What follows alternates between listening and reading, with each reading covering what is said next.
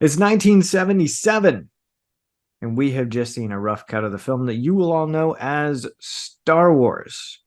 And even though it's going to become a sleeper blockbuster hit, we're going to fix it for you. Cue the intro.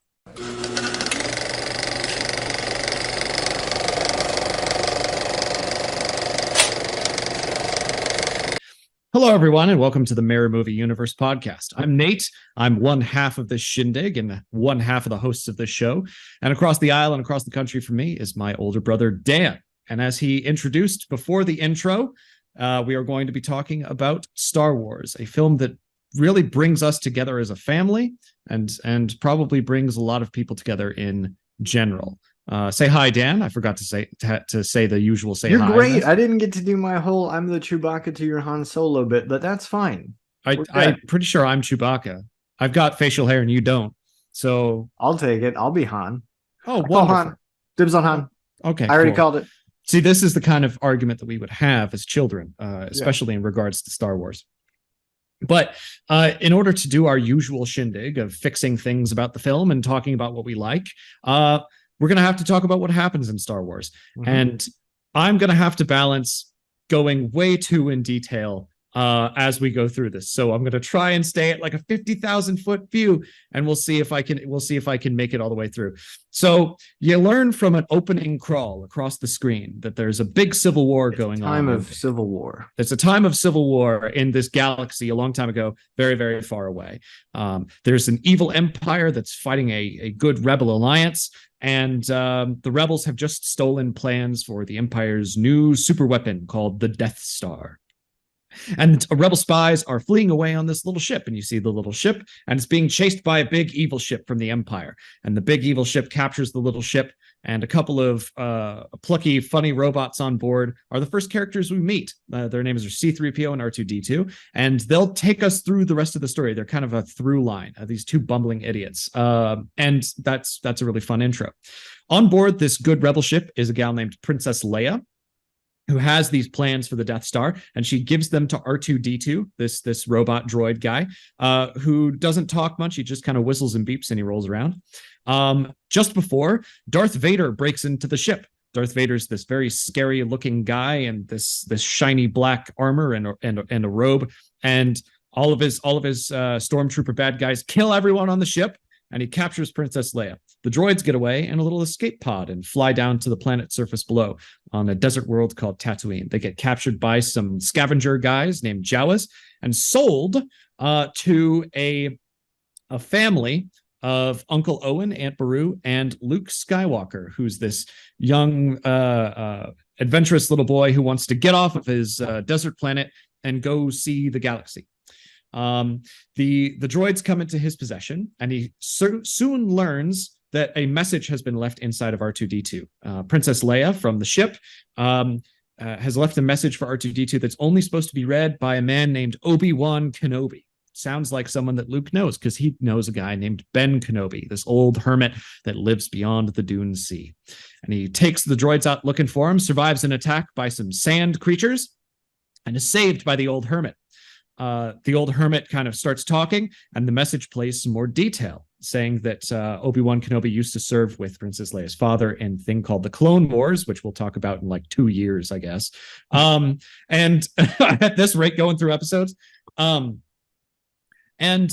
she needs his help to come to her home planet of Alderaan.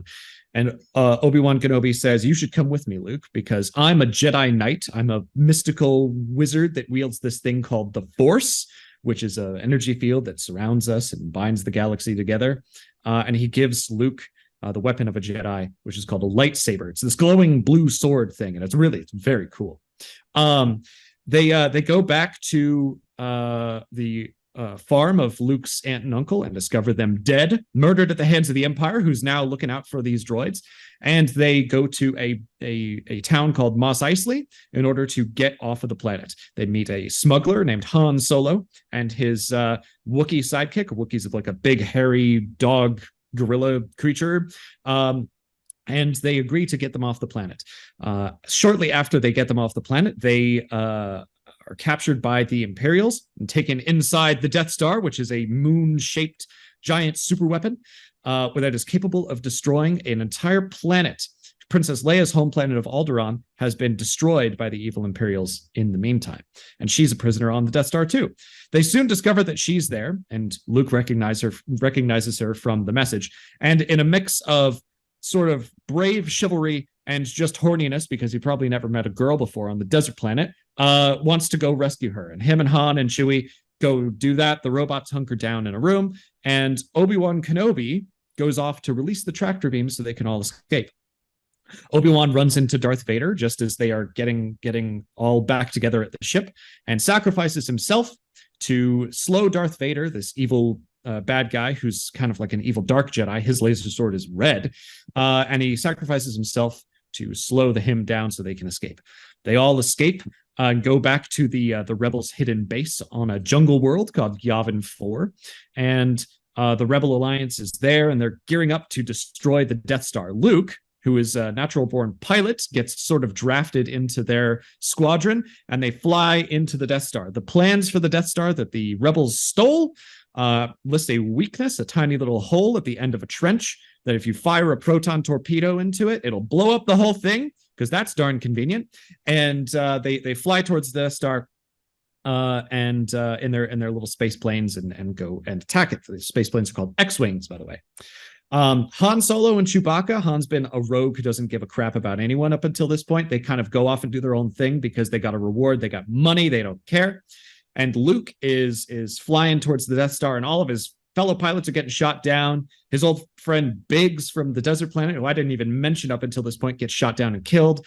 Only a couple of pilots are left. Luke is about to shoot the thing into the hole in the Death Star. Darth Vader is there. He's about to shoot Luke down in his evil space plane called the TIE Fighter.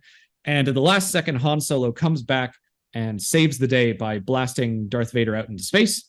And Luke blows up the Death Star. And there's a big old ceremony at the end where they all get medals except for Chewbacca. And the credits roll, and the world of science fiction in America is never quite the same again. That's Star Wars in a nutshell. I've left out several key details, and because it's Star Wars, people are going to get on the internet and go, well, actually, in the alternate shot of this, and you didn't even mention Grand Moff Tarkin. And did Han shoot first? But that's really the gist of it for the outline. Dan, what do you like about this movie, Star Wars? Yeah, it's so I love it just like everyone else loves it. It's a wonderful, wonderful movie. I wanted to go through and do something, talk about something that a little bit different that doesn't get talked about a lot here, because I think that you'll hit all the highlights for me. Sure. I think that a lot of times you get these massive successes and we associate one name with them, right? So George Lucas responsible for Star Wars, right? You get Gene Roddenberry responsible for Star Trek, whatever.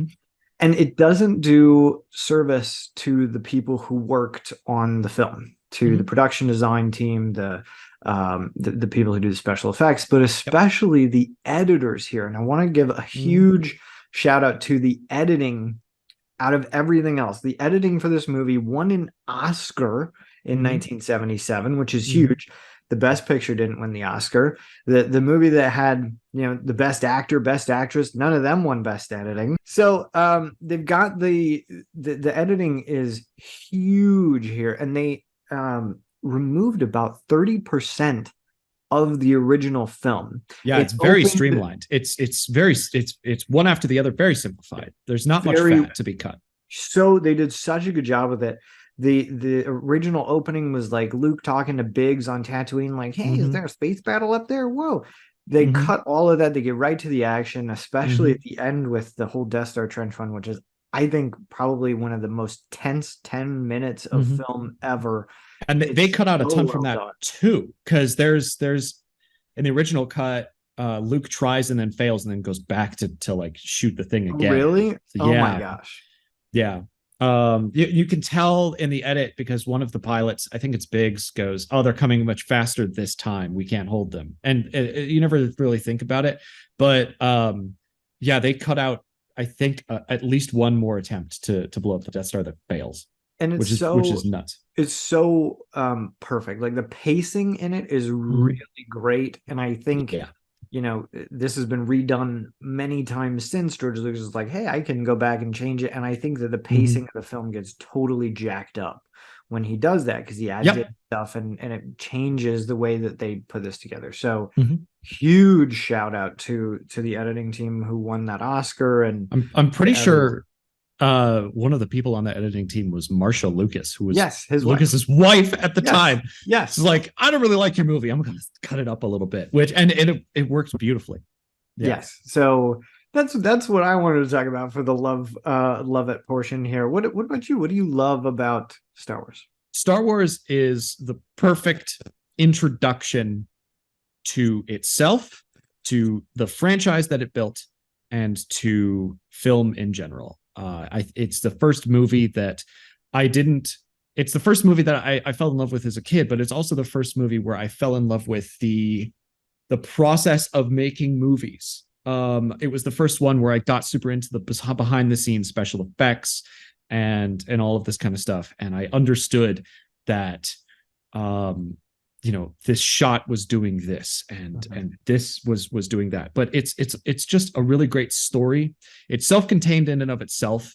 So if you're showing it to someone, they can just watch this one movie and it's its own thing. Yes. The rest of Star Wars can add to it, but it is not dependent on it, Yeah. which is great. But it's also just a great jumping off point, diving board for film.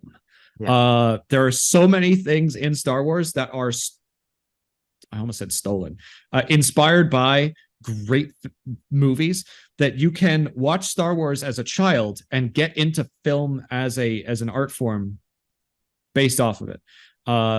The whole thing where I was talking about the two bumbling robots that kind of serve as a through line. They're at the beginning on the ship, they're on the desert planet, they're on the Death Star, and when they're blowing up the Death Star at the end, one of the robots is on Luke's ship, and one of them is watching on the ground and everything. Um, there's a movie from the 50s called Hidden Fortress. It's directed by Akira Kurosawa, who is a wonderful director. I've seen, I think, 6 or 7 of his movies, and it's the same through line. There's an evil empire and a rebel alliance, and these two bumbling idiots who stumble through. They Hmm. don't tell this epic story. The story is about these two guys who hate each other. Like they constantly bicker. And there's a scene very much like when C-3PO and R2-D2 separate in the desert. He's like, fine, go that way. This way is much flatter. I'll go over here. And it borrows from that. It borrows in the space battles from World War II, fighter plane movies. There's a World War II movie called The Dam Busters, which is about planes that have to fly really precisely. It's a true story. Planes that had to like fly really precisely to drop a torpedo bomb thing that hits the thing exactly the right angle, and they had to try several times and got shut down. And they take dialogue in the Death Star fight, they just rip it right out of that. And so like you can get into movies in general by starting at Star Wars, because it's the most I don't know, it's a bottleneck of movies before, and then all the movies after it kind of splinter out from it. It's very much like the Beatles in that way. Hmm. The Beatles had a huge influence because they took all of the music that was before them and put all of it into their stuff, and then music expanded again afterwards. Yeah, they And do a that's what good Star job of Wars that, is. those Beatles. Yeah. Oh yeah, oh yeah, they're quite fantastic. Look at that, you got a poster on your wall. Yeah, so Star Wars, for all intents and purposes, took all of the influence before it, bottled it into a super potion that contained all of the great flavors and influenced everything after. And I love it to death. Um, yeah, there's great stuff about it. So I'm about to ask you a question Yeah. that somebody asked George Lucas in about 1991. Hmm.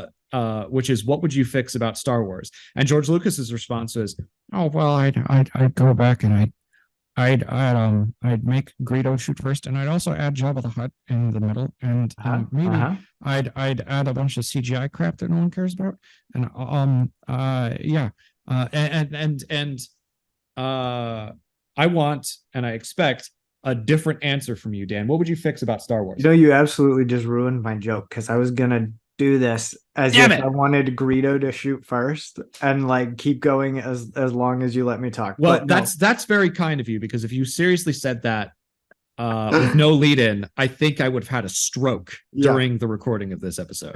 No, Um, okay, so in all seriousness, and I just want to preface this by saying I'm just gonna jump right in. yeah. I want to do more with the lightsaber fight between Obi-Wan Kenobi and Darth Vader. I have reasoning Scene behind it. 43 or whatever it is. I don't know, but yeah. Yeah.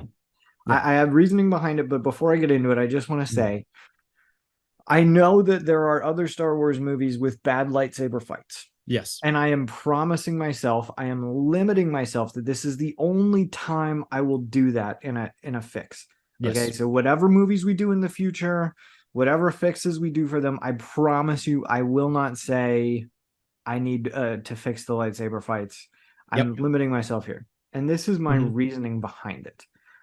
I think that it weakens the motivation for Obi-Wan's sacrifice. Okay, at the beginning of the lightsaber fight, they're kind of poking at each other. They're trying Mm-hmm. to, like, clearly they have a history. They're trying to ascertain their weaknesses. They're trying to see Yeah. where they've been. I think, like Taylor Swift says, I sit and watch you. I notice everything you do and don't do. You're so much older and wiser, and I Did you just quote Taylor Swift in a Star Wars podcast episode? 100%. Yeah. Okay. Okay. I mean, Continue. if it's all in Yeah. my head, tell me now. Tell me I've got it wrong somehow. But they're doing this kind of dance back and forth, and Mm-hmm. then it never goes anywhere. And the crazy thing is, Obi-Wan's got his hood up, Darth Vader's in a suit. You could do this with stunt people so easily. I don't need crazy flips. I don't need any sort of massive thing, but I just want to see something more. Why Mm-hmm. does Obi-Wan sacrifice himself? Is he losing the fight? It doesn't look to me like he's losing. Is he Mm-hmm. winning the fight? Is it an absolute stalemate? I don't know where he is in that fight. And then he kind of like tells him, you can keep all the dialogue, if you strike me down, Darth, I'll become more powerful than you Powerful could than ever you could imagine. possibly imagine. Yes. Yes. Yes. Yeah. All of that you keep. He still does the thing, but I don't understand why. Why does he sacrifice Yeah. himself in that moment? Is he losing? Is he winning? Is it a Mm-hmm. draw? I don't care. I just need to see more to show me why. So I agree with the substance. I agree with the substance of your fix, but here's the thing about it. I know what Lucas is trying to do. I know what he's trying to do. There's another Kurosawa movie that inspired Kurosawa's Hidden Fortress inspired Star Wars, but there's another one called Seven Samurai, Mm-hmm. which it was ripped off by American cinema and made into a movie called The Magnificent Seven. But it's about seven sword wielding samurai warriors in feudal Japan that protect a village from some bandits, and it's 3.5 hours long, and it's one of the best things I've ever seen in my life. There's a scene where there's two sword fighters fighting, but they're not really fighting. They're just standing next to each other with their swords at different angles. And there's a very old wise samurai watching this. And one of the sword fighters like moves his sword like this as a starting stance. And then the other guy like moves it like this. And the old wise samurai watching both of them is like, oh my God, there's no contest. This guy's going to win. And then they charge at each other and just go whoosh, and one of them falls dead. And it's in slow motion, and it's really, really cool. And so you're supposed to be able to like figure out who's going to win that engagement just based off of like the tension of like they're about to strike each other. The problem is, and I think that's what Lucas is doing here. He's trying to be Kurosawa, but Lucas, for all of his talent, cannot shoot like Kurosawa. Mm-hmm. And so he was unable to achieve subtlety in the sword fight between Obi-Wan and Vader. As an aside, there's a Star Wars TV show called Star Wars Rebels, where in it, I'll refrain from making judgment on this particular plot point, but Darth Maul comes back to life and he goes and seeks out Old Man Obi-Wan Kenobi on Tatooine. And Old Man Obi-Wan Kenobi and Darth Maul do that. They do exactly that. It's the same poses from the Kurosawa movie, and he just shifts, and then Maul charges at him and he goes and he kills it for the last time. They like strike lightsabers like once and dead. Yeah, and but see, that doesn't happen. No, it I doesn't. get that you're saying that Lucas is trying. Yes. But it's very much an old guy going like yeah. It's limited by Alec Guinness being old. It would be tough to do because the way those lightsabers worked in the first movie is they had to I think there was a cable coming out the back that was powering the rotoscoping like flashy tape that they put on broom handle. And I'm pretty sure because it had to spin, or at least the first attempt had to spin. So they, oh god, and none of our listeners care about this, but I think that's why they're just standing kind of still in robes and everything. Is like they're not, really, they're not able to move around because they got cords coming out of their hands. Yeah. But you could put a stunt guy in there to do a couple different block parries. I know I'm being nitpicky with it, but no, you're not being nitpicky. He tried for subtlety. He tried for Kurosawa-esque subtlety, which was achieved better later in Star Wars anyway. But if you can't get it, and if you see the dailies coming back and you see how bad that fight is, because it's not great. Mm-hmm. Like you just turn that away, but it's okay. You turn that switch off. What's the worst one? Oh, I think the worst one is episode 3. Because it's just close-ups of their faces with blue lights. You don't see anything. That also happens in Attack of the Clones, but yeah. I think like if you can't achieve it with subtlety and you're seeing it in the dailies, like turn that switch all the way up to 11. This one goes up to 11, and just have them wail on each other. I think that would be awesome. So, well, thank you. I think I turned you around a little bit there, but I appreciate it. I think you're going to disagree with my pick because you've already. I'm curious. What is your fix, Nate? So you already mentioned that the editing is really tight and that Biggs is like in the original part of the story. In the theatrical cut, and most people, it dawns on me that most people out there have not seen the theatrical cut. So in the version of the movie that most people that I know have seen, Luke and Biggs meet each other in the hangar of the Rebel Alliance, and they're like, "Oh, you're an old friend from my home planet. Oh, they'll never stop us."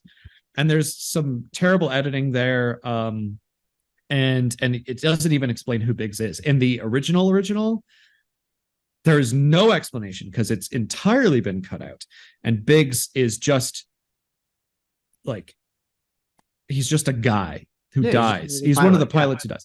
And Luke is like really broken up about him being killed. There's like a reaction shot of like, oh, this pilot's dead. But like 47 other pilots died before this one guy. Why is Luke upset about this one guy? So if I'm in 1977, I'm going to wonder who the hell that is.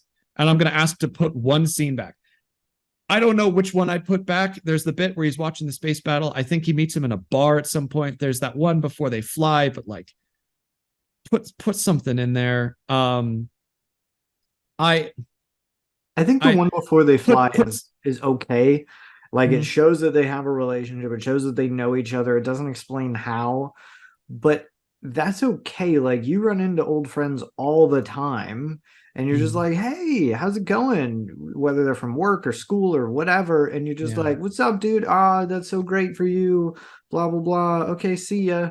And like, there's no context given, but it does show that there is some relationship there, Yeah, but you got to edit that scene better because there's a bit in the middle where Red Leader he walks up and he starts talking to Luke and then he walks away.